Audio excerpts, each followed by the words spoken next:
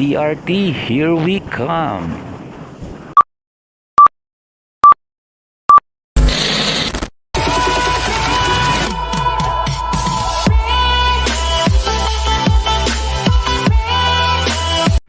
Hello guys, welcome to another project Sidetrip. And ang biyahe natin today will be Doña Remedios Trinidad. And our target place is Digos Hill. This will be one of the series of trips that gagawin natin sa Doña Remedios. And tara, samahan nyo kami.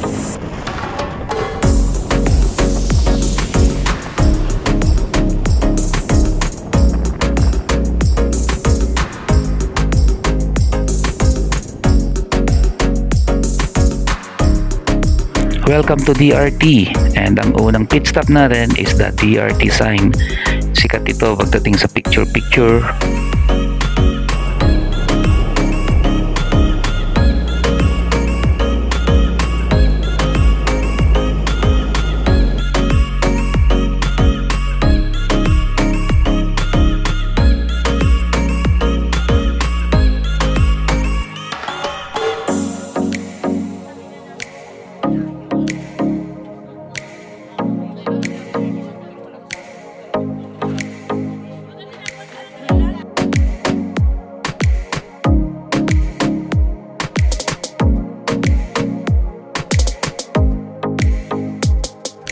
Siyempre, bago kami dumiretso ng Digos Hill, iikutin muna namin yung kalsada ng DRT hanggang San Miguel, and tsaka kami babalik papuntang Digos Hill.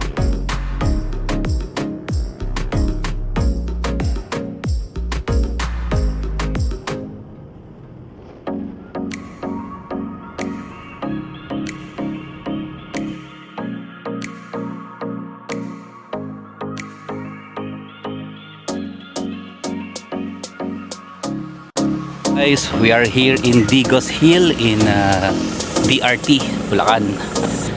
We are going to try yung trail nila, no? And it's our first time to be here. Let me show you around para naman makita nyo yung campsite nila, and then ano yung mga amenities.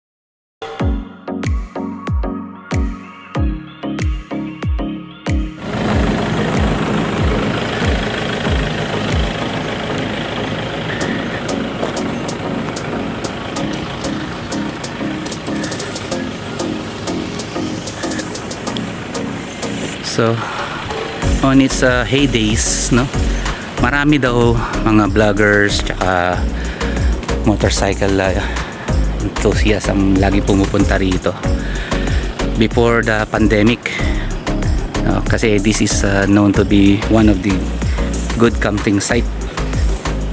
Nakikita din naman dun sa mga yan, stickers na naidikit nung before.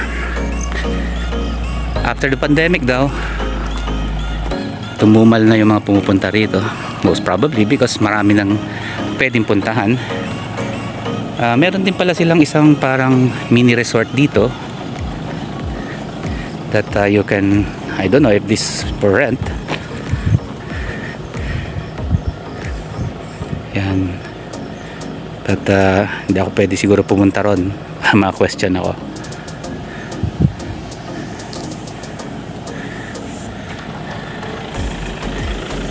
So ngayon, isa lang yung canteen na nag-ooperate dito.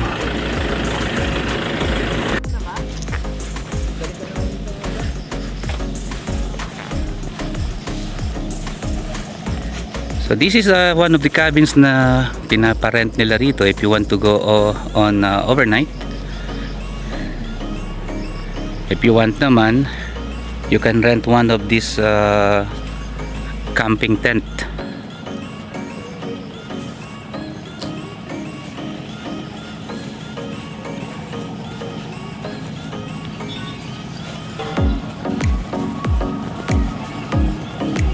So, isa sa mga patok na patok puntahan dito sa Digos Hill before is ito.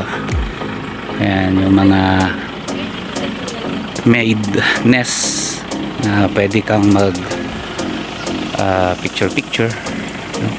Pero nowadays nakalagay bawal tumambay. I don't know kung pwede mag picture taking. Siyempre pag bumiyahe magugutom. So dito kami ngayon kakain ng lunch sa Digos Canteen. As you see, marami ng mga vloggers, motovloggers and enthusiasts ang pumupunta rito. Simple yung place, no? You have a good view on the view deck. I don't know pag sa umaga kung meron ka makikitang mga additional features like sea of clouds kung meron sila, pero siguro seasonal. After lunch, of course, we have to do some photo ops kasi pwede naman daw palang magpakuha ng litrato doon. So after that, we have to go back to Malolos. DRT has many things to offer, kaya one thing for sure, DRT, babalikan kita. Thank you for watching, guys, and hope to see you again. Just like, subscribe, and click that bell button. Plus, leave comment. See you.